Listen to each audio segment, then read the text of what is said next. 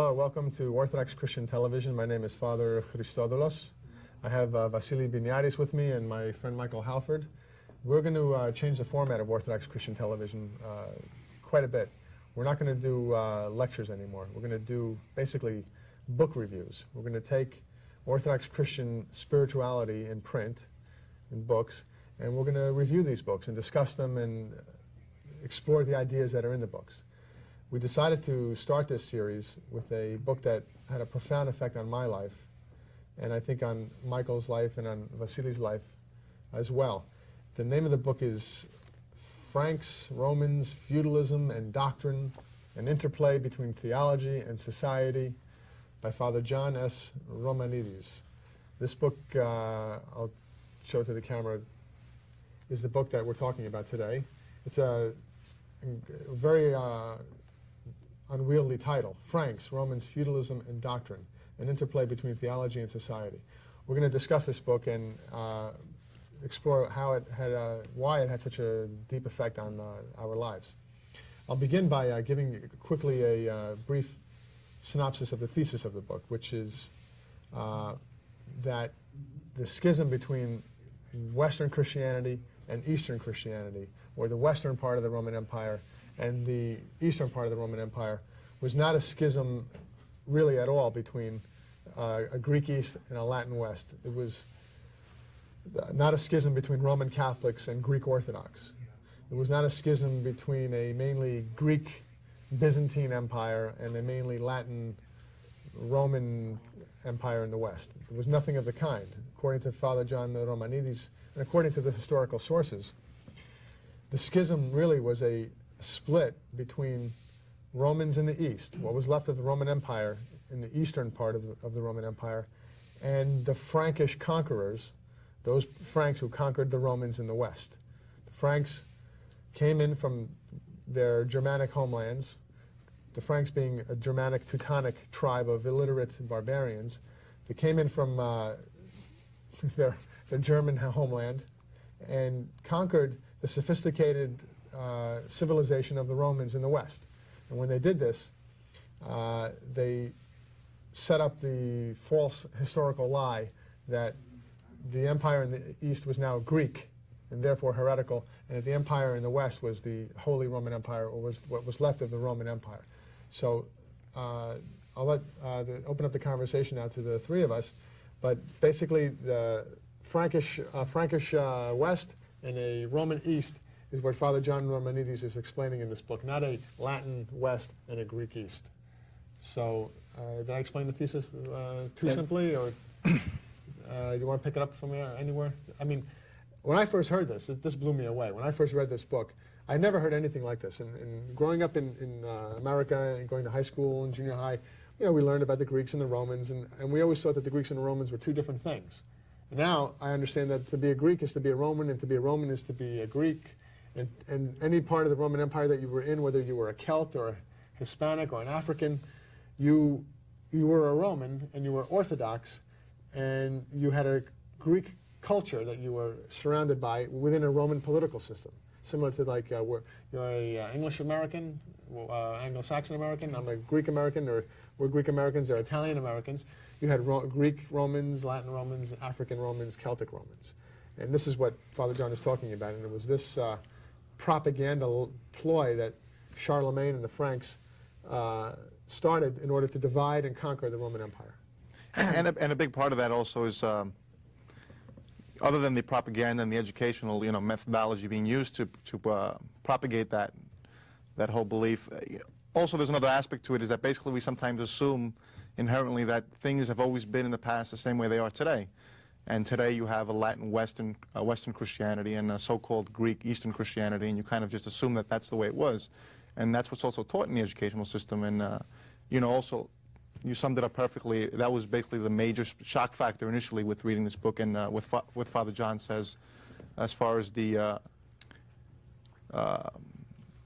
oneness of the Roman Empire and its belief system as well, and its faith. Well, what do you think of that when he says that the Romans were really Greeks and that the Greeks were really Romans? I mean, what does that mean? What is that all about? I mean, I always thought that the Romans were Romans and the Greeks were Greeks. Well, it's hard to swallow at first, yeah, Romans because spoke that's Latin, how you... Greeks right. spoke Greek. Yeah, but unfortunately, for those that propagate this myth of the Latin East and the Latin West and the Greek East, the record of history shows that the Greek was spoken all throughout the empire, that most of the people were bilingual or trilingual, they spoke several languages, and that Greek was the lingua franca, the language of culture for most of the Roman population. which surprised me, because if you think about it, Paul the Apostle's writing an epistle to the Romans. If the Romans were a Latin-speaking people, as the Frankish historians claim, why didn't he choose to write his epistle in Greek, not Latin? That's a good question. Absolutely. His letter to the Romans is written in Greek. All his letters are written in Greek, even to the Galatians. So the Galatians were a Romanized Celtic people living not in Ireland, but in today's Turkey. So you would presume that yeah, if he was writing specifically to the Romans, you think he'd specifically write in Latin. So clearly the evidence shows that to be Latin was not necessarily to be a Roman. And to be a Roman, he explains in another paper of his, but he does talk about it in this book too, that there was never an identity of Romans with Latin. Latin and Roman was not really the same thing. In fact, he explains that Romans actually fought the Latins at one point. So really then, why did the Roman Empire not call itself a Greek empire? I mean, what I'm trying to get at here is, what I'm trying to remember is my first confusion when I first read this book, the first confusion that set in, the first time I read it, because that's really what happened to me. When I first read this book, it was about 10 years ago, and it really... Well, the Greeks primarily were identified as the pagans, those that worshiped the pagans. When paganism was defeated by... Well, let's go back to when they were both, when everyone was a pagan. Let's start with the Roman Empire when it was pagan. So you couldn't say that to call somebody a Greek was to call them a pagan rather than a Christian. Let's go before the church started. Let's go to pagan times. Well, was there a Roman people and was there a Greek people that were not? Maybe prior to Rome conquering the Greek Empire. Okay. So but when Rome conquered the Greek Empire, it became Greek. It essentially was Hellenized. Yes. Greekized, for those who... So which is something about that you don't, when you study history, they don't tell you this. Right. And also the term you just used, although probably understood a lot more clearly by most of the viewers, is also inaccurate, Hellenized versus Greekized. Well, I use the word Greekized because some people don't understand what Hellenized. Right, Hellenized, being Hellenic is being Greek. So let's keep the terminology clear. And another reason also, I think, the shock factor, you're trying to understand why you were shocked initially. I don't know about yourself personally, but also as a young Greek American, when I first learned this, and I basically traced the root of my shock. Basically, there's a big gap many times in the historical timeline. You basically have ancient Greece, and then you have post-1821 Greece, and what it is to be a Greek as far as nationality is concerned. And you miss that whole interim, which is the Roman period, the Hellenized Roman period, which is basically blowing the American experiment out of water. A lot of people say the span from East Coast to West Coast has been one of the greatest experiments of time. But basically, in order to assimilate, to come to the United States and be a member of this great experiment, you basically have to assimilate into the American culture and language and so forth. Whereas you had Rome, and although Hellenic was widely used amongst many of the people, you did have different cultures and different languages being used, yet... being unified under a Roman Greco... administration. In other words, it became a Greco-Roman world. Exactly. In other words, I think what Father John is saying in this book is the Latins who founded the city of Rome, the Romans who founded the city of Rome were a branch of were a Latin tribe. Yeah. They were one of the tribes of the Latins who founded a city that they called Rome. And this city basically had a Hellenic culture. This particular group of Latins, not all the Latins became Hellenized. No. This particular group of Latins who founded the city of Rome were Hellenized. They adopted, I remember in junior high school, when we did the Greek chapter, then we went to the Roman chapter, the gods were the same, but they just changed the names. From Zeus became Jupiter. Right. And From Zeus Pater, yeah. Dionysius became Bacchus. Some of the names weren't even changed. So they wore togas. They had columns with a triangle on top for their buildings. They had some variations in architecture, but almost nothing. Maybe they invented the aqueduct. They had basically the alphabet, or the Greek alphabet. They did some variation on it. So basically, the city of Rome was a Greco-Roman city, and that these now Romans went and conquered the whole world with the Hellenic culture. And when they actually came upon the ancient Greeks, they basically just assimilated with them and incorporated them into their empire that grew and became enormous. So it was really That's why in what the West calls later Byzantine times, the actual language of the Roman Empire, which was called Romaic. Oh, so in other words, the Byzantines didn't say that they spoke Greek. No. They called their language Romaic, even though we would call it Greek. Yes. Even though it is Greek. They didn't call themselves Greeks. No, and they called the language they spoke Roman. They called their language Roman. Nor did they call themselves Byzantine either. Then back a little further, before the term Byzantine came up, the Roman Empire in the East, as Father John in this book explains, when the Franks conquered the western half of the Roman Empire, they came up with a label for the rest of the Roman Empire that they hadn't conquered yet. They hadn't conquered really the vast and most powerful and most wealthy part of the empire, which was in the East. The Roman Empire that was free and still an independent empire, they came up with a new name for it, a label for it, which was Greek. They started calling it Greek, and they started calling themselves the Romans. Why would they pick the name Greek, Michael? I mean, what was the point of the Franks? First of all, what was the point of because by the time they had conquered, Greek had come to mean, in the popular vernacular, pagan and heretic. So they were, in other words, they were calling the Romans heretics. Yes. In other words, to try and maybe claim that they weren't really Romans. That's right. Because to be a Roman was to be a Christian. That's right. To be a Greek was to be a pagan. So to call somebody a Greek was it was a great insult, more than an insult. It was to call them a heretic. Yeah. So Charlemagne, who was the great father of the Franks, was the one who began this great lie of calling the Romans in the East the Greeks, and then later the term Byzantine. And it's also ironic to note why they were tagged this classification of being Greek, connotating heretic, is basically for staying steadfast in the Christian faith as it was to that point. Basically, it was a sour grapes way of saying you're not accepting our innovations, therefore, and they basically started displacing the bishops of the areas.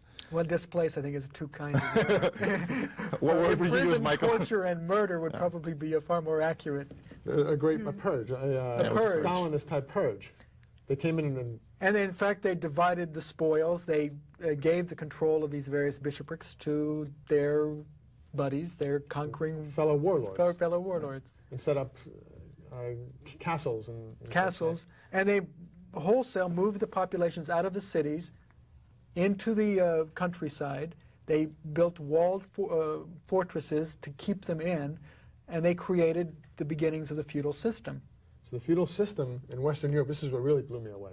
This is really, because up until then, I never really could understand when I was a kid in junior high school, thinking, you had these masses of serfs working in the fields, and you had this one guy in his family living in this beautiful castle. How did he get in that castle, and who helped him build it? Right. How was he able to get the masses of the people to allow him to be in this position? We were never taught that it was basically a conquering army that had come in and set up the system, and that these people were basically what was left of the free Roman Christians that were now being enslaved on really slave labor camps, which is really what life was like in the Middle Ages, in the Dark Ages, like living like a slave. Really slave labor camps set up by the Franks, and you had the bishops, on the one hand, who were former Frankish warlords, keeping the people in fear of going to hell, and on the other hand, you had the Duke and his knights keeping the people from going in fear of going to hell sooner than they really will be if they just live a normal life, which at that time was maybe 30 or 40 years, and then you were dead. And that's how these popular terms like villain, i.e. the person that lived in the villa, which was the name of the slave labor camp, became the villain. And the word Frank, which honest and straightforward, came to mean everything positive. Mm-hmm. In fact, you think about, we get the word franchise, i.e. to be made free, from the word frank. To become a frank. To become a frank. In other words, if you were a Roman, you were still without your franchise. You were still not a frank, and you were still a slave. And the same term was also applied in America as well in the earlier days of our nation with slavery as well. Because people talk about the Dark Ages. The Dark Ages didn't happen accidentally. The Dark Ages were dark because the Franks wanted them dark. They wanted education. They literally wanted to obliterate an indigent culture to destroy all traces of the Roman Greek culture from the conquered people. Well, things, but why did the Franks want to obliterate all traces of Roman? Because there were repeated Orthodox Christianity. rebellions, and there were repeated revolutions. There were repeated attempts by the oppressed people to throw off their Frankish warlords, and these were aided and fomented by that part of the Roman Empire which was still free. Constantinople. Yes. And also at the fall of Constantinople, I mentioned Constantinople, it's interesting, hopefully my memory serves me correct, when the emperor at the time, Constantine Palaiologos, the city was basically falling, collapsing around them, and assistance was being offered from the West, of course, with the one condition that he basically subjugate himself to the West and the Western Emperor and the Pope. And adopt the Frankish religion. Exactly, and he basically refused that, saying that he'd rather live X amount of years under the Islamic rule, the Ottoman rule. Well, I think the expression is better we wear the Turkish turban than the Frankish tiara. Absolutely, that's where it comes from. Better, Which shows you the Turk magnitude, than, right? Better Turk than Frank. Right. It shows you the magnitude of what a Roman at that time thought. Becoming a Frank, how horrible that was. Absolutely. It's the same pattern after the Khmer Rouge conquered in Cambodia. They moved everyone out into the countryside, into the countryside, and they killed all the intellectuals. And Cambodia went into Dark Ages. And they went into the Dark Ages. It was the same pattern. It was the same obliteration of a culture. That's interesting. Khmer Rouge is a French word, which is has a Frankish, the French language has Frankish roots. I don't know if there's any connection there, but the Cambodians speak French, don't yes. they? I may be making a leap. I'm making a leap. But I maybe not so much of a leap, because Western European culture really is an oppressive, elitist, racist kind of a culture. I mean, it's got its great moments. Mozart, and I mean, I'm not trying to denigrate. We're not trying to denigrate here Western culture as a whole. We're not trying to do that, because Western culture has evolved and has become one of the great cultures of the earth. But in its Frankish, at its worst, in its Frankish form, it's really dark and... Yeah, but all the evils that people think about Western culture, the racism, the idea of superiority, the class structure, the class structure of elite and subjugated. All of this has its roots in the Frankish occupation of the Western Roman Empire. Michael's correct, and also another aspect of this is, and it's very scary. You speak of the Dark Ages. I mean, when you utilize something as strong and powerful as the name of God to implement these policies, it's very far-reaching in the sense that you eliminate the knowledgeable people, the intellectual people of your society. The Romans at the time pushed out, subjugated in these feudalistic societies, little villages called, and they were called villains.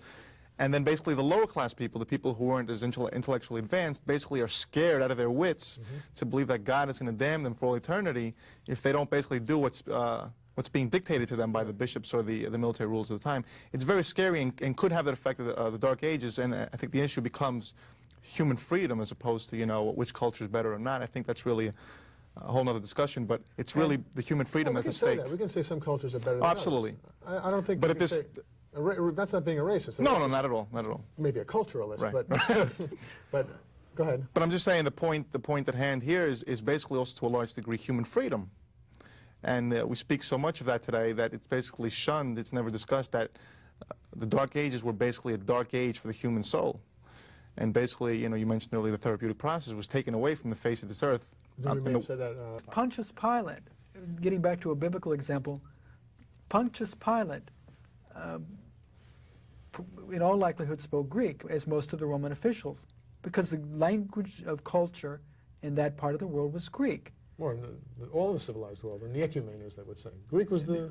Which, it's like the Roman Emperor Marcus Aurelius, the great Roman philosopher, he wrote in the Greek language. He didn't write in the Latin language. And, of course there were Latin-speaking people like Seneca and others that wrote in the Latin language, but Greek became the universal language. It became like English is today. Right, throughout the world. Yeah. Since, we focus a lot of times on the pessimism of the issue, but I think one interesting note prior to us ending the show is also to just state, and I hope I'm correct in this, but despite all this, there's still a continuity, and the continuity of what it means to be Roman, I think, still exists today. Oh, okay. So you're saying that we may not be able to tell who the Franks are today. It's very difficult to tell which either is, but there are some Romans left in the world today, and they would be? Well, I think, I would hope at least that, what it means to be Roman still survives within the Orthodox Church. The Orthodox Church. So it's not a racial or ethnic. Not at all. It's an idea, it's a culture, it's a religion, it's a way of life. Right. It's to be Roman is not to be wearing a toga and No. have Latin No, blood. it's the ideals that the Roman Empire stood for, the idea of a Christian empire, a Christian worldview, a Christian nation.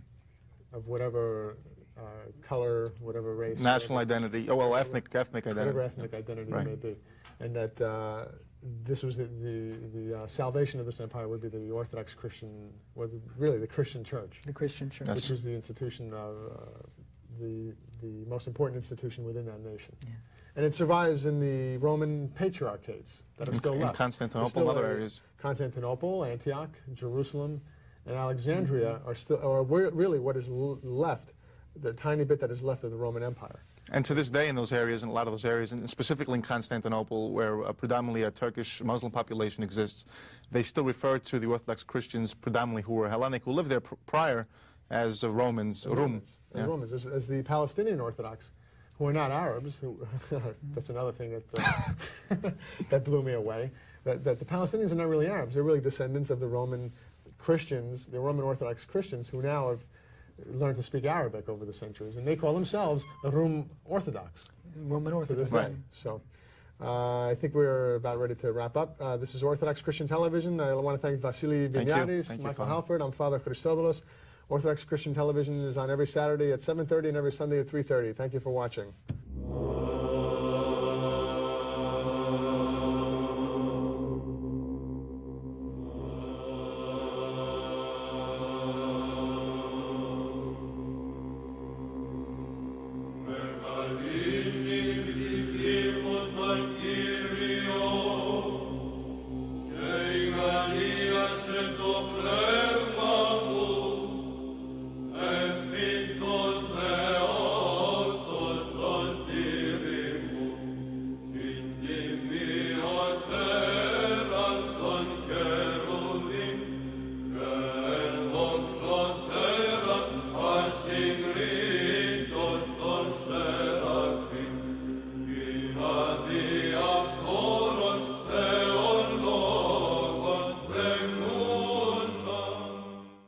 Hello, welcome to Orthodox Christian Television. I'm Father Christodoulos.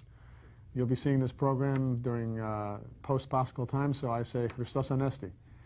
Today we're going to have another panel discussion, continuing the format that I introduced last month. The discussion again will be today the schism that Christianity finds itself in today. Why is there an Orthodox Church? Why is there a Roman Catholic Church? Why are there 20 different thousand Protestant denominations? There's a book that explains the origins of this chaos in the Christian world. The name of the book is Francos, Romans, Feudalism, and Doctrine by Father João S. Romanides. Father John titled his book, gave a subtitle to the book, An Interplay Between Theology and Society. And I have on the panel again Vasily Vinyadis and Michael Halford. Welcome again. Christos Anesti. Thank you, Father. Thank you for having us. The discussion last month, we were talking about how there's a split in the Christian world, how there's an Orthodox world and an Orthodox Church, a Roman Catholic Church, and many thousands of Protestant churches. We discussed that it was really not a split within the Church itself, that it was basically a one world church, or an Orthodox Church in the Roman Empire that was conquered in pieces, and that's how the Church split up. Maybe one of you wants to jump in and recap. Sure. Basically what actually did we discuss. Remember, we're coming from the ideas contained in this book by Father John. Right. In broad terms, I think without going into the specific details that we discussed last time, but I also have to say before discussing that, it's very interesting and it's important for the viewers to realize one of the main reasons why Father John is writing the book is to discuss the pretext for a proper union amongst Christians and this mentality that's prevailing today. Which is what we want, which is desirable. Right, exactly. But this mentality that's prevailing today, that basically all these different denominations that are out there that you just mentioned, thousands of them, anybody basically creates their own faith, that they comprise the body of the church, finally has to be confronted. And I think that's what Father John is doing. He's trying to define the true nature of the body of the church. In other words, to be a Christian doesn't mean whatever you want it to be. In other words, Right. each individual who finds the Bible, who finds Christ's apostles' writings, doesn't determine what the church is. The church is a definite organization. It's a definite... With borders. It has borders, it has its organization, it has its dogmas and doctrines. And where that church is the controversy. And Exactly. who that church is, or what is the true version of that church. And what Father John is doing, you're saying, is to get back to the origins of the split. He's actually discussing this on its real face, basically, the issue at hand, where it should be discussed, and not at these false, basically, smokescreen issues that are being discussed these days, mostly around us. Let's look at this geographically for a minute. We have in the world, in the early Christian world, an empire that comprised basically what's called the Mediterranean Sea and the areas around the Mediterranean Sea. The Roman lake, the Mare Romanum, as the Romans called it, the Mediterranean lake, the Roman Sea. This empire, when it became Christianized, was basically an Orthodox Christian empire, is what Father John is saying. It was an Orthodox Christian empire. Early on, it started off with just a few Christians, population-wise, but then it spread until to be a Roman was to be a Christian. And to be a Christian was to be a Roman. And this is where the problem arises. This is where the controversy arises. Michael, you're dying to say something. Well, it's interesting to note that in all the discussions about the conflicts between Christians, one of the key issues which is left out is this notion of a Christian empire, this notion of Christian unity, this notion of a multi-ethnic kind of, with a common unity of Christianity. And in all the discussions of Christianity, the history of Christianity, this notion of Christian unity based upon the model of the Roman Empire, the model of a common culture, a common Christian culture, that idea is somehow missing. And so what instead we have is these notions of agree to disagree. Okay. Let's not go back to the common history of Christianity. Let's not go back to a common vision of the world, to a common culture. Let's agree to disagree. Well, let's go back to that. Let's go back to that common culture, to that Roman nation. Look, what happened? What happened to the church that was a national church? It was a unified national church in the Roman nation. What happened to that? How did it break up into a million pieces? Well, in successive waves of conquering the Franks, or the Germanic tribes which conquered the Roman Empire in successive stages, they divided the empire as one divides spoils in a war, and the territory that they eventually gained control over has now become the modern Roman Catholic Church. And later, of course, the Reformation further splintered that into the thousands of Protestant denominations we all see today. But when does Father John in his book explain did this first start happening? When did the Roman Empire first start being conquered by the Franks? Well, he said it was very early, like in the 400s. In the 400s. I guess in different parts of the empire it happened at different times. That's correct. And it culminated when the papacy, or the patriarch and bishop of Rome, was turned into a Frank. That's correct. Let's go ahead. If I could just cut you off, Father. Cut off any time. Feel free to cut off any time, Michael. I think it's real important just to emphasize what you just said, because, like I said earlier, we misunderstand the nature of the conflict and the debate these days. You just said when the papacy was basically turned and taken over by a Frank, and it's interesting to note the orthodoxy of the papacy, the orthodoxy of the Bishop of Rome pre that taking over of the papacy. Basically, the Pope at many times, and specifically right before these conflicts and divisions occurred, saved the Orthodox world from certain heresies and defended against heresies. So I think it's important to note that the situation that exists today did not exist back then. The Pope, the Bishop of Rome, was part of that body, the Church, the Orthodox Church, that was called the Catholic and Apostolic Church, and which still exists today, of course. So basically what Father John is saying is that the Orthodox Church is the Roman Catholic Church. That is the Roman Church, because it's the descendant of that national church that was the national religion of the Roman nation, so therefore it's Roman. and it's the Catholic Church because Catholic is the universal church that the apostles founded. So that, in a way, the Orthodox Church is the Roman Catholic Church, and he calls what is known as the Roman Catholic Church today, he calls it the Latin or Frankish Church. I suspect people So, are... so basically what happened was the Roman Empire was conquered in bits and pieces all over its borders, but in a big chunk of it was conquered by Teutonic or Germanic tribes, mainly by Frankish tribes and their allies in the West. And when these Franks came in and conquered the Roman nation, it took the religion that was found there, the Orthodox Christian religion, a therapeutic religion, as he says in the second chapter, turned that therapeutic system of therapy, or system of the churches as a system of hospitals, as he calls it, into a legal system used to oppress the people and pacify them and keep them from rebelling against their Frankish feudalism, which is what was established in Western Europe, Frankish feudalism, a variation of a feudalism that had never been seen until the Franks conquered the Romans. Feudalism always existed and probably always will, but that particular brand of feudalism... No, but he argues that it was a specifically designed institution whose sole purpose was to obliterate the existing Roman culture and to create a new culture on the ruins of that Roman culture it conquered. And yet he still called it Roman. He tried, as we see in this map here, it was called the Holy Roman Empire, this Frankish empire that obliterated or attempted to obliterate Romanism and Roman Orthodoxy, continued to try to call itself Roman.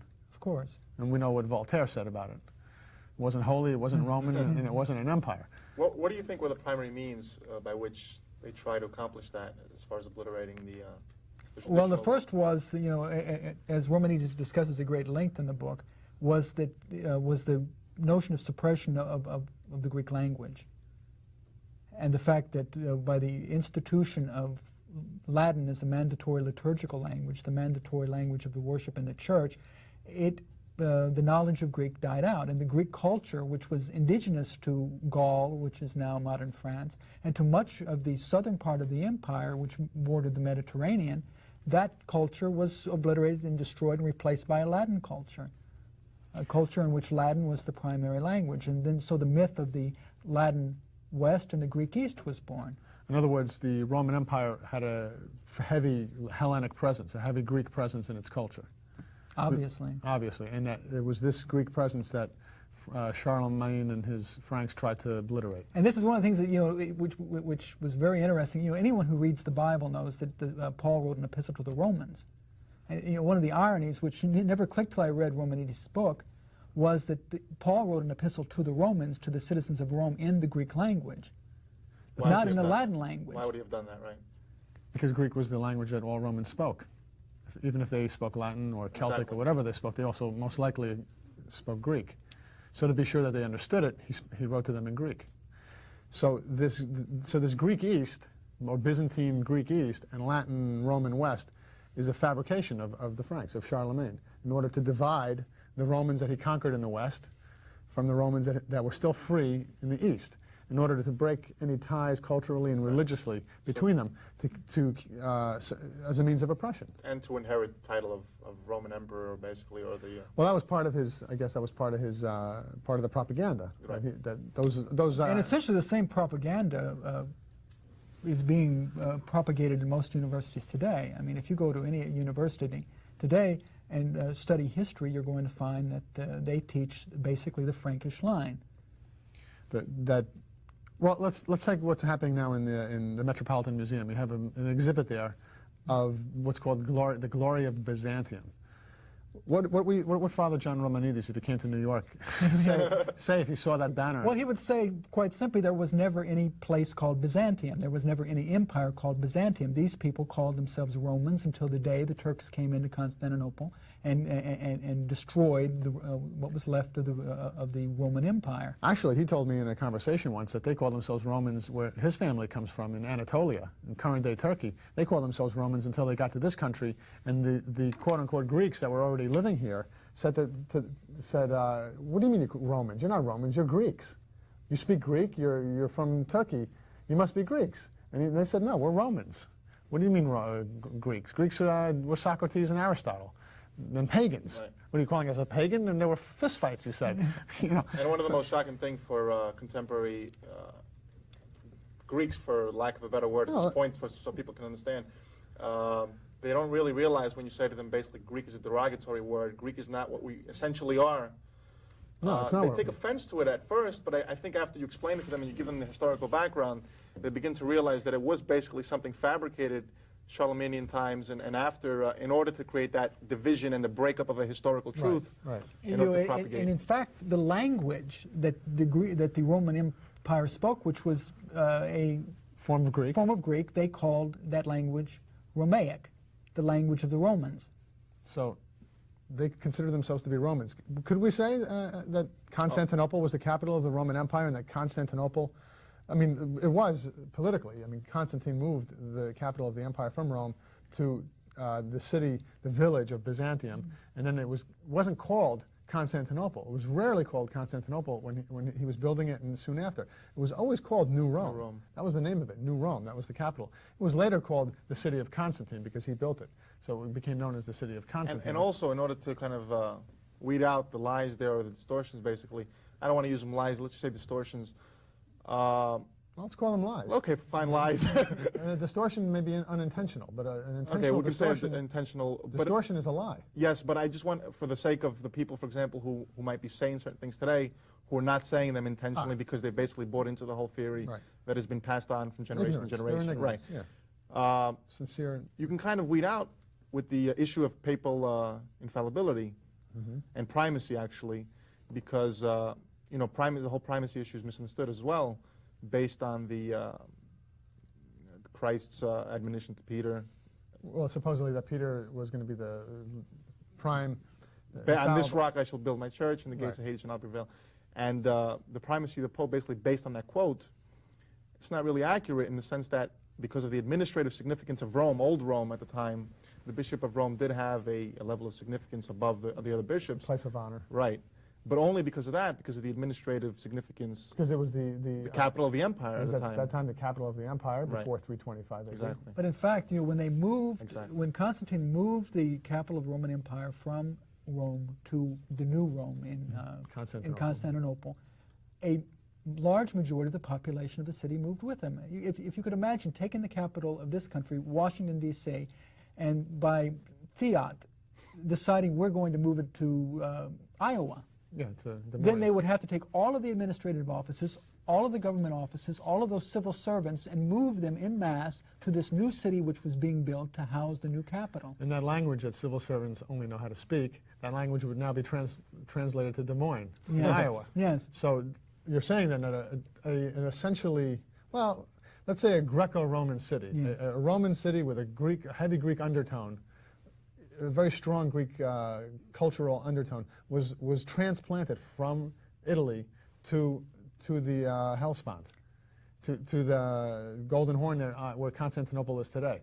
And in fact, that was done precisely to create a non-pagan city, to create a new Christian city, a new Christian capital for the new Christian empire. A city built from the bottom up to the glory of God to administer His empire. That's correct. An empire, well, that would at least be dedicated to His honor. And you know, it's ironic that now they call that empire which was created to dedicate to a Christian idea of a Christian nation, a multi-ethnic Christian nation. In many ways, the same ideals that the American society strives for. Right. Right, absolutely. That now is called foreign. It's called Byzantine. It's an insult. Byzantine is to be A scheme, deceitful, basically, a Byzantine deceitful, scheme. and to be frank. Frank is to be honest and Right. straightforward and upfront. And you know, it surprises me how few people actually know that there existed a Byzantine Empire, and that the Roman Empire didn't cease to exist, that the entire world did not go into the Dark Ages, into the Middle Ages. That at the height, what was going on in Europe and in feudal society, with all of the Dark Ages and the loss of knowledge, the loss of culture, that in the East, the Roman Empire was thriving. There were great universities, great hospitals, great enlightenment. In other words, the fall of the Roman Empire in 410 is what we're all taught, and what most people believe happened. The Roman Empire fell. Cessation thereof, Yeah, 410. And that, I mean, often not often, but every now and then you'll hear about the Eastern Roman Empire. But very few people below the level of university level are ever taught that. So the propaganda and this lie, this distortion is still a part of us. It's still with us today, and that's what we're that's what Father John is trying to do with his lectures and his writings, is to at least get the people who are willing to hear this to understand the truth of history. Let's get a little bit to the spirituality of what the Franks did, to the spirituality of the Romans, of the Greco-Roman world. Let's not, for the Greek people who are watching, the ethnically Greek people, let's just make it clear that we're not saying that the Greeks disappeared with Socrates and Aristotle. The pagan Greeks did it, but the culture, the classical culture of Hellas, the classical culture of the Hellenes, of the Greeks, lived on and was spread to the world through the Roman Empire. So basically the Roman Empire was a Greco or Helleno-Roman world. It was not purely Greek, it was not purely Latin. You can't say that it was a Latin West and a Greek East and that the two finally went their separate ways and that's why you had the split in the church. That's not what happened. So to the Greeks watching, we're not trying to say that they're Greek culture and that they're not Greeks. We're just trying to say that the Roman world was essentially carried, what it did was it carried the Hellenic culture to the rest of the world. Right, exactly. And this was a multi-ethnic culture that included Greeks, included Serbs, included to a lesser degree Slavs, but to a great degree Latins and the Africans of the northern part of Africa, Celts, Gallic people, and Hispanics. Which most people leave out many times, the African... the Numidians were Africans. Right, you know, the Coptic people today were for a long time members of the Roman nation. Right. Their orthodoxy is disputed today, but they consider themselves Orthodox. But the Coptic people were part of the Roman Empire, and they're Africans, there's no doubt about it. So let's get to the spirituality. What did the Franks do when they came into the Roman Empire and found this therapeutic spirituality that was there to heal man of his spiritual illness? Well, for them it seemed a useless enterprise, a useless institution, because they wanted a system of control, a means of keeping their conquered people under check. So they took the sacramental system, which was basically a system for providing progressive healing, and they turned that into a system of oppression by which bishops, priests, and clergy then, by virtue of their office, had the power to either send you to hell or send you to heaven. So you spent your entire life with the concern that if I upset this person in power, I'm going to go to hell. I'm going to go to hell. So I better do whatever he says. I just have to say, I mean, before commenting on the specific, changes that occurred with the Frankish infiltration, let's say, of the Roman Empire, I just don't want the viewers to misunderstand as far as why we're talking about this tonight and why we discussed it at the last program, because basically this is not a discussion or a debate as to who's in power. It's not basically we're here crying about somebody taking our empire away. You know, we keep on saying a Christian empire and a Christian nation, and fine, that's all fine and dandy, but that's not what we're really here to discuss tonight, because, I mean, we're eventually going to lead to it. But the essence of the dispute and the essence and why it has tremendous social implications, I feel, is because what you just called the therapeutic method, the methodology that existed, was stolen, was taken away and thrown. We're lamenting the spiritual hospital. Exactly, and the condition that mankind has fallen into because of that. And in fact, the Christian church in the Roman Empire had the role of a hospital, a spiritual hospital. And the priests and the bishops had the role of therapists or spiritual healers. And that aspect and role of the church was lost when the Franks took control of the Western Roman Empire. In other words, the Roman Empire, the political leaders of the Roman Empire embraced the church, supported the church, because they saw it as something beneficial to society. They may have been corruption, they may have been corrupt politicians. As we know, there were horrible tyrants who were emperors, et cetera, et cetera. But as a whole, the church was supported because it was seen as a means of enhancing society and fulfilling the role of a spiritual hospital and improving man's place in the universe. Oh, absolutely. To speak of it strictly Orthodox and Christian-wise, it was a way of saving man to come face to face with Christ on the final judgment. And this is what...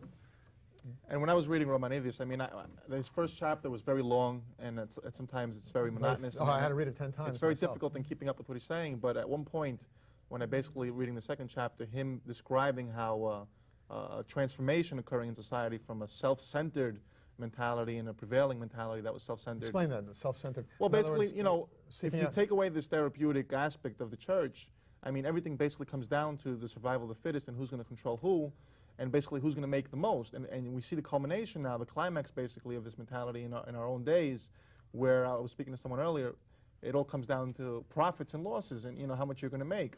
And happiness is based on what today? I mean, On pleasure. pleasure. In other words, happiness is what we're seeking after.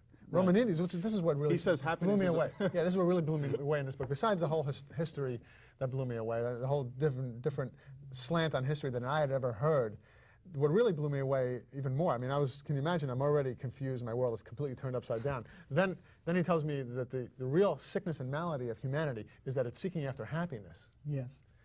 What? Well, we shouldn't be seeking after happiness? In fact, he argues that the role of the Christian hospital is to make you non-self-interested, to make you Not seek after happiness. not seek after happiness, What are we supposed to be seeking after? after the good of other people. Or after Christ. Yes. We seek after God, and then when we find God, then whatever God is, Yes. and we can't call it happiness, we can't call it sadness, whatever it is, that's what we'll be in union with, And in communion with. line with the analogy of hospitals and therapy and all that, we can basically say the goal is just to maintain this parallelism. The goal is healing, and the goal is to be healed, basically. And then once those rare people in our own times who become healed, their mission is to heal other people as well. And who are these people who've been healed? The saints. The saints. In The other words, saints the of saint is just, Father John says that a saint is a normal person. He's just reached normalcy. What a human being normally is a saint. Or in other words, a person who is no longer seeking after selfish happiness, a person who has union with God. He's got the vision of God or the experience of God. And that's what the Orthodox Church bases itself on, Father John explains, on the experience that the saints have with God. We don't base ourselves on the Bible. We don't base ourselves on any specific series of dogmas or doctrines. We base the church on the experience that the saints have. The church is based on the experience that the saints have with God. Imagine you're stuck in a cave in utter darkness, and one of your people manages to climb to the surface and see light for the first time. And the Orthodox understanding is those people that have climbed to the surface and seen light for the first time and have come back to describe it to us and to show us the way to find that light. And try to describe light to people who are blind and never seen light. How do you describe that? That is the analogous situation in which we find ourselves in this world. We have 1 minute left, and I just wanted to invite you both to come back again. Right. And what I'd like to do is continue our next discussion and more into the spirituality of the Roman Orthodox Church as opposed to the spirituality of the Frankish Church, and to compare how one is the legalistic means of oppression and the other is a therapeutic system of healing and freeing people from their selfish, happiness-seeking illness.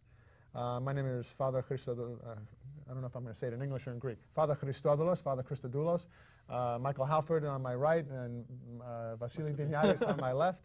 We welcome you back to Orthodox Christian Television. Thank you for watching.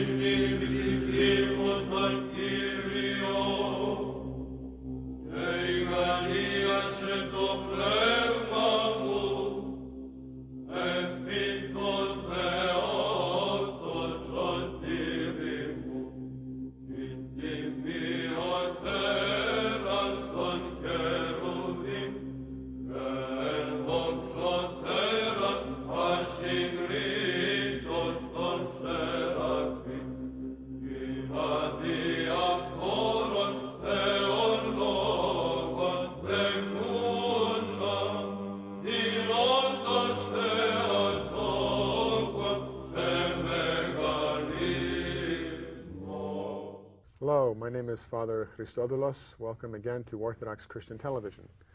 Michael Halford and I will continue our discussion of this wonderful book called Franks, Romans, Feudalism, and Doctrine by Father João S. Romanides. What we were discussing this is the episode number 3, in case you're following this discussion. This is the 3rd episode. Now with us tonight is Vasily, who will join us in our next program. We discussed, Michael, in the first 2 discussions of this book, basically the historical history of the church and the events leading up to the schism.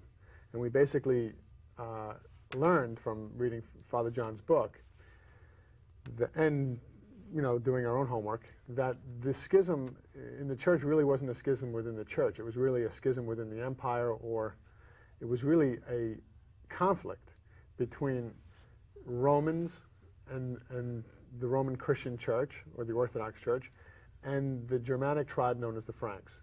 The Franks being the people that were mainly led by Charlemagne and Clovis and Pippin.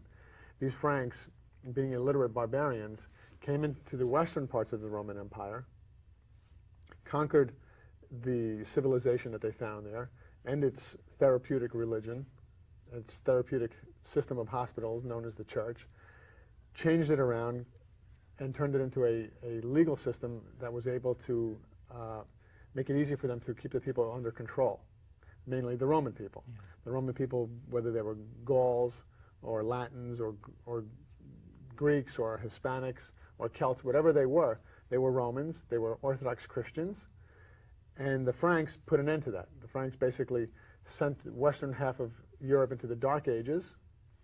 What we know as feudalism really was slavery, and they took the religion and changed it around. And that's what we're going to discuss tonight. We're going to discuss the part of the book, the second section of this book, which is called Empirical versus Speculative Theology. We discuss what the Franks did historically. What did they do historically, militarily, materially? Now let's discuss, all right, fine, they conquered the western half of the Roman Empire. Fine, but so what as far as the church is concerned? Does that make a difference to the church?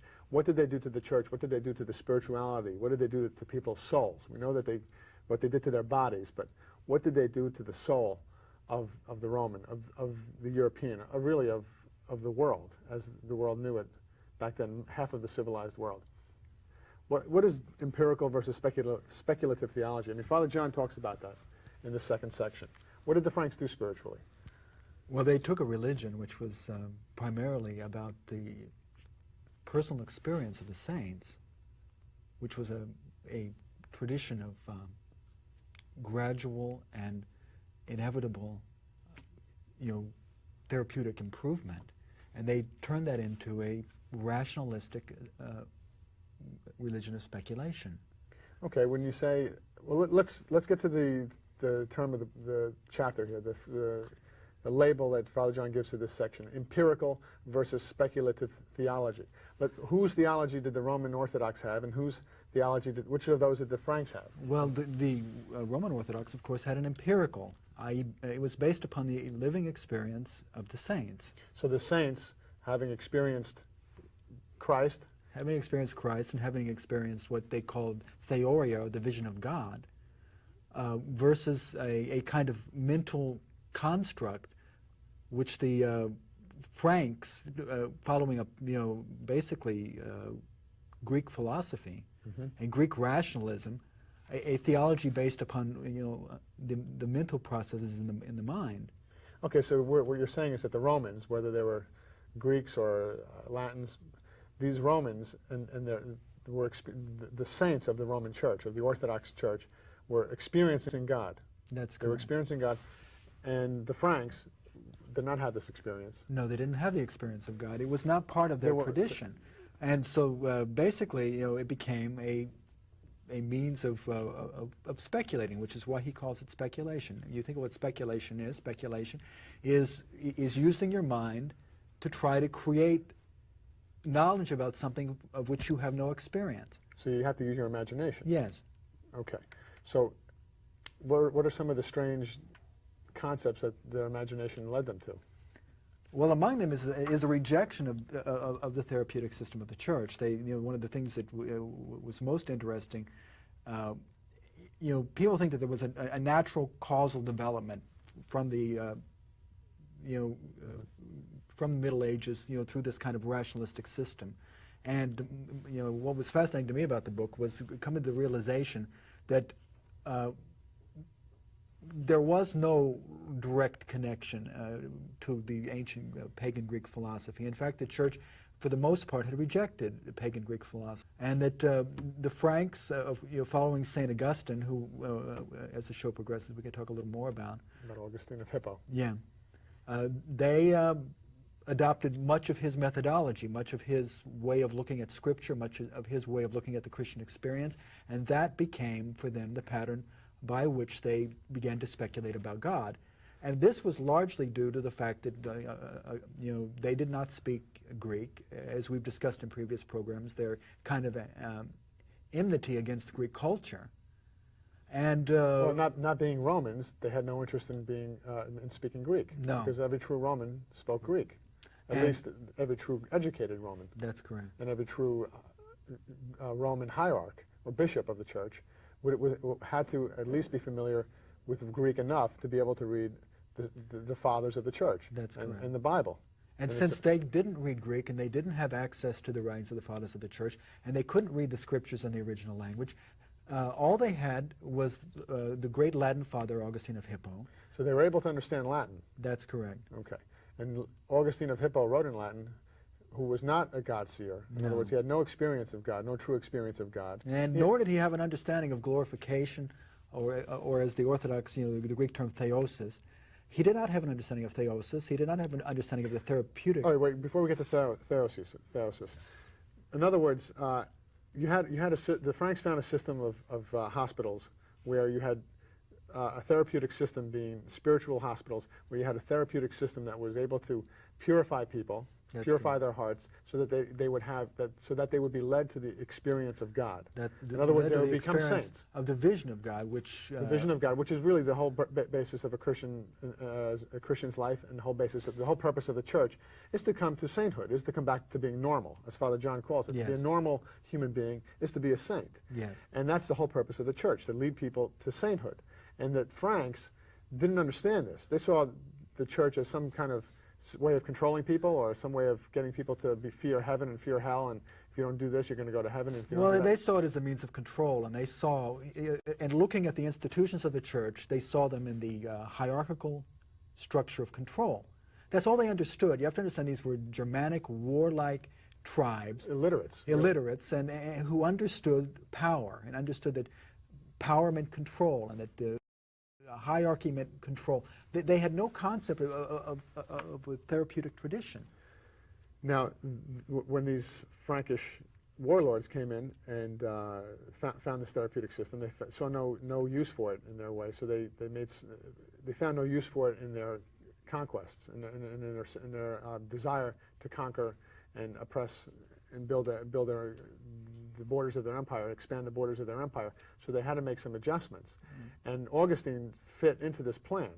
Augustine, not being a doctor, a spiritual doctor, a saint, or God-seer, however you want to call a saint, they were able to find something that was that was useful. And what was the thing about Augustine that they liked so much, that they found so useful, that's so malleable to their purposes? There's so much in Augustine that they found malleable, but basically one of the major things they found was his notion of the all-powerful sovereign God. This whole theology of power, which became the center of Augustine's understanding that somehow God chooses who goes to heaven and who goes to hell through his arbitrary choice of will. So predestination, I think you're talking about predestination. Yes. So in other words, God, they believe that the all-powerful God predestined certain people to the damnation in hell, and to others to paradise of heaven, and that no matter what you say or do, you're already predestined. Well, you think like the head of a war, a warlord, or the head of a tribe. Right.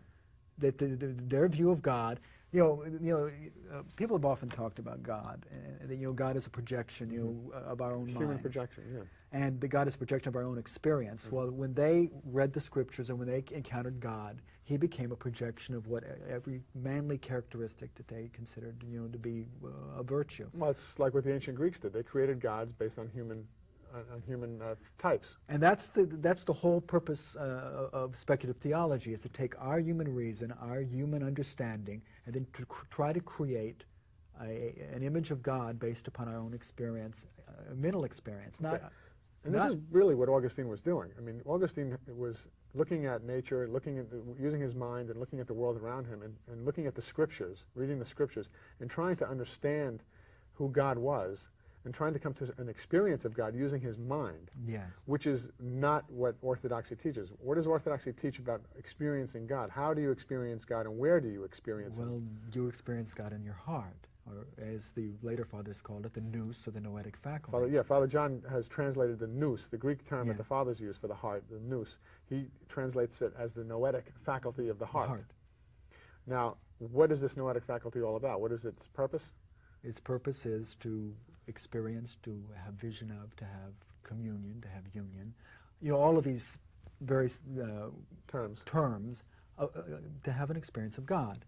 In other words, the brain is not possible. Well, the It's not brain is before that. involved in it because the brain is part of the person, and it's the whole person that has an experience of God. And see, this is where Augustine and most of the West made a Grave error. a grave error and a complete departure from the traditional patristic understanding of the faith, is that it's the whole person that's involved in salvation. And God doesn't deal directly with your mind. He deals with the person. The person is a unity of body, soul, and spirit, and mind, and heart, and sense, and emotion, and that it's the whole person that's involved in this process. And the West...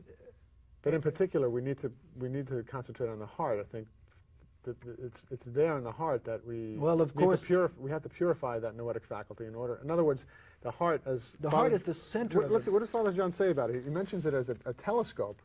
Well, here he says the heart and not the brain is the area in which the theologian is formed. And what he means by theologian, he means anyone who's going to experience God. Yes. In the fathers, when they talk about a theologian, they don't mean somebody who went to Holy Cross Seminary and got a degree in theology. No, they meant someone that had They an meant a active saint. living Yeah, experience of God, because they would say that the only true theologian is the saint, is the person that has a living experience Okay, let me continue. of God. Right. The heart and not the brain is the area in which the theologian is formed. Theology includes the intellect, as all sciences do.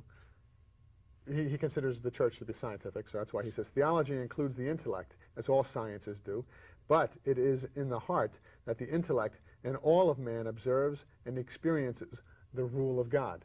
And that's another thing that the Franks misunderstood. And today's Protestants and Roman Catholics still translate parts of the Scripture as the rule of God, meaning like his worldly kingdom, his kingdom that you're going to have to be a part of, a citizen of.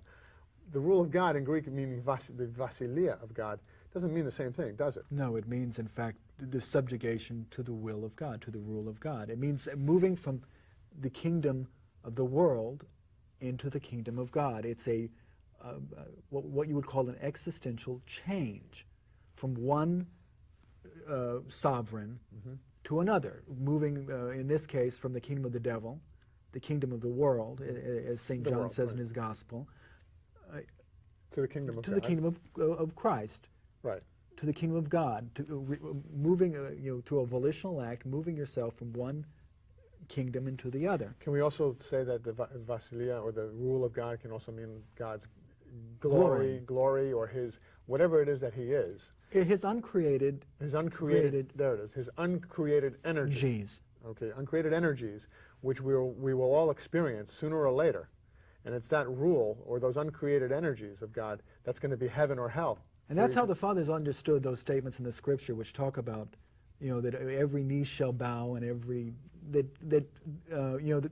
they interpret these in the West as some kind of a, this sovereign Lord with his sword coming and making everyone bow, as though that Right. this is the way, rather than interpreting as the fathers interpreted it, that we will all have an experience of God's glory, of God's uncreated energies. And this experience will produce in us this response of either for heaven or for hell. So in other words, heaven and hell in the Frankish tradition are two different places. Yes. There's a place that God is going to send you for eternal damnation forever and ever and ever because you were a bad boy for 70 or 80 years, and then you're going to be thrown into a lake of fire, and you're going to burn forever. God's going to continuously punish you forever. I mean, can you imagine? I could never understand. I can imagine. I mean, how can you believe in a God who is going to just stand over you for eternity, watching you burn in hell, in a lake of fire, forever, for eternity, eternally? And then the other people are over there in heaven and enjoying themselves or whatever happiness that they're experiencing forever and ever. What kind of God is that? In Orthodoxy, we don't accept that. No. That's not what we're striving for. No. What is the difference? What is heaven and hell in Orthodoxy? Getting back to this uncreated energies of God. Well, heaven is and hell are your response to the uncreated energy of God.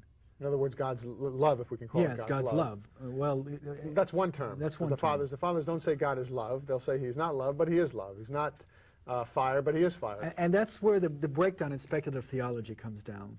The whole issue of speculation. Any words we use, any phraseology that we come up to describe God, any symbol we use, any metaphor that we any poetic term. any poetic term we come up with is merely a pointer to God. Pointer.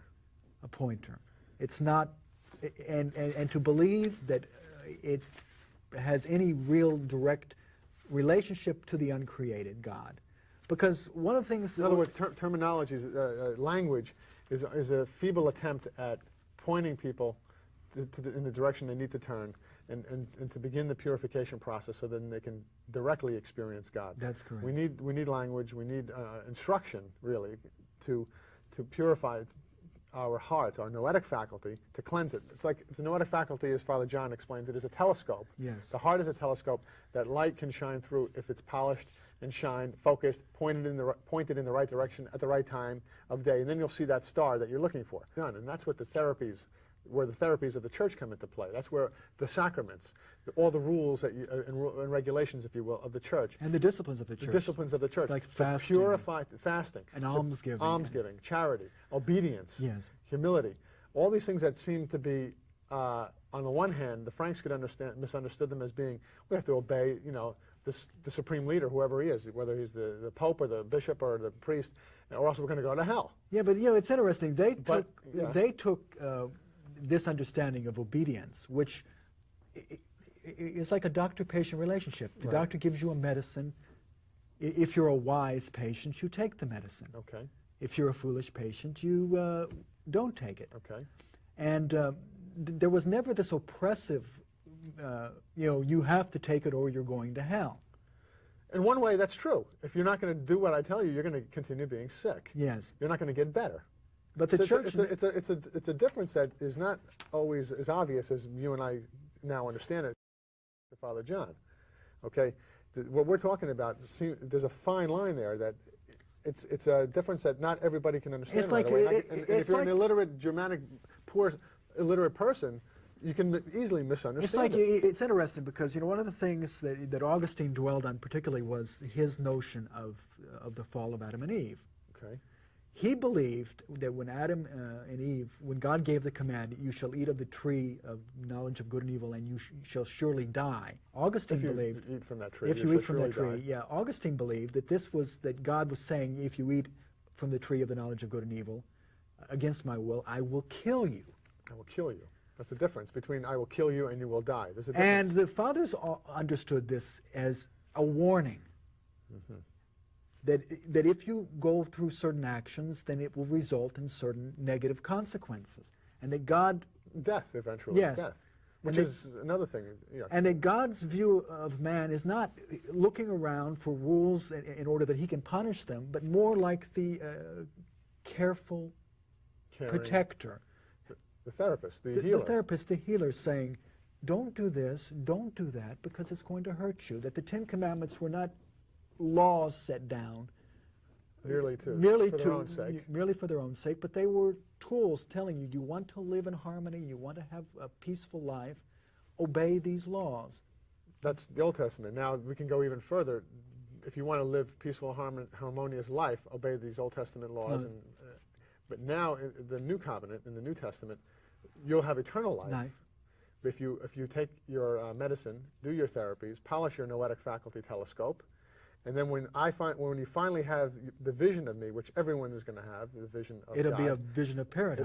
It'll be how does Father John describe the Holy Fathers is describing it? It'll be a vision of light rather than a vision of consuming fire. There's a difference there. In other words, you either suffer or you won't suffer. Now, speaking about happiness, are Orthodox Christians seeking after happiness? Is that what we're looking for? Is that what heaven is? Is it happiness that... Well, that was another thing another problem with Augustine. Augustine believed that the goal of human life was to seek after happiness. This kind of Platonic ideal. that I'm going to be in paradise and happy, sitting among the daffodils, playing my harp. All of the images that people have of what heavens was supposed to be. And he says this is part of a sickness of man. This is what Who's saying this? Romanides was saying. Romanides is expressing explaining that Augustine's idea of happiness is the main problem of society today. Yes, it's the main sickness. It's one of the sicknesses that is Happiness seeking. Yes, that produces much of the evil in the world. In other words, people are out there seeking after too much happiness. Rather than seeking after God, seeking after love of neighbor, seeking after self-sacrifice. If you read... Well, seeking after self-sacrifice is part of the therapy, I think, Yes. that leads us to the vision of God, yes. which is a kind of a joy that you really can't describe it as happiness. No. See, happiness is a trite, petty experience that human beings have, not to do away with happiness. We all like to be happy. It's almost like a drug. But it's something that Augustine has turned into the purpose of existence Yes. for human beings. And in fact, it's enshrined in our own Declaration of Independence. What are the Right. life, liberty, and the pursuit of happiness are the inalienable rights that are granted to us as people. That's Augustinian, and that's not orthodoxy. That's not Roman civilization, as the Franks unfortunately did not understand. Now, let's get back to the point you were making about Augustine, about uncreated energies. And what's the difference? Father John in here talks about the uncreated energies of God. What is that? What is that as opposed to the created energies of God? What do we experience when we experience God? When our noetic faculty has been purified? Well, this is a fundamental difference between Augustine and what we would consider the Orthodox patristic tradition. Augustine believed that there was no direct communion between, direct communication between the Father and the created universe. That in fact, God created intermediaries. He created the burning Say that again. bush. Now, in other words, there's no similarity between God and creation? No. There's no direct There's communion? no direct communion between God and creation. That in fact, these epiphanies throughout all of the Old Testament and with the fathers were, since God, he took the radically dualistic notion that God is ultimately transcendent. Who took that notion? Augustine. That God is ultimately transcendent. And that there can be ultimately no communion between God and man. Then what was the purpose of man, according to Augustine? If you can't have communion with God, then what are you attempting to do with your life as a Christian? Well, you couldn't have communion with God in a direct sense. Okay. You could have communion through with His created graces. His created graces. Okay. Then what is the Orthodox Christian saint experiencing? The Orthodox Christian saint is experiencing communion with God's uncreated energies. Uncreated energies. In other words, they're not a part of creation. They're not creation at all. They're not idols. They're uncreated. They're God's energies Himself. That's they're not something that is temporarily made so that we can experience them. And see, the Orthodox... Now let's wait. Uncreated energies as opposed to created energies. We only have a few minutes left. I want to make this point. God's uncreated, the difference between His essence and His energies is what I want to get at. In other words, we are not experiencing the essence of God when we become God experiencers. When we become saints. By essence, God is transcendent and uncreated. Right. So, but we can experience His energies. In other words, we can't look directly at the sun. No, but we can. But we can feel the heat of the sun. We can see the light of the sun. We can experience the energies of the sun. That's correct. But we're not going to be able to experience the essence of the sun. That's correct. So when we're experiencing God as a saint, what a saint is experiencing is just those uncreated energies of That's God. correct. And Augustine didn't understand the difference between the essence and the uncreated energies No, in of fact, God. he would never make the distinction, even that there was a difference between essence and uncreated energies. In fact, if you sat down with him and tried to explain to him uncreated energies, it would be because it didn't fit with this Platonic Greek pagan idea, which he brought with him when he came into Christianity. So to wrap up in the first few minutes, we'll continue this discussion on our next program. Basically, what we're saying here is that you had a system of experiencers, a system where God was being experienced by doctors, and these doctors were leading the patients to that same experience. And the writings, the Bible, all these scriptures were basically, when astronomers look at the stars, they write down their experiences in a book. Yeah. And then fellow human beings can pick up these books and then have that same experience of those stars. That's basically what the Orthodox Church's scriptures are, the Bible and all the the writings of the scriptures. fathers. And Whereas in the West, and under the Frankish speculators, you have basically people who believe that that base their whole church on these writings themselves, that they believe that these writings are actually the Word of God, not about God themselves. They're not. well, that's believe why this whole notion of of infallibility of the written word is not part of the Orthodox tradition. Right.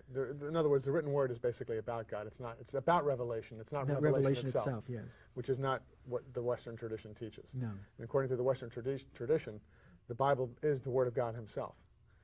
And that's why there's this confusion between the Word of God, who is Christ, the Logos of God. Okay, we got to wrap up. Michael will take this up on our next program. Thank you for watching Orthodox Christian Television. Please tune in next time. Thank you.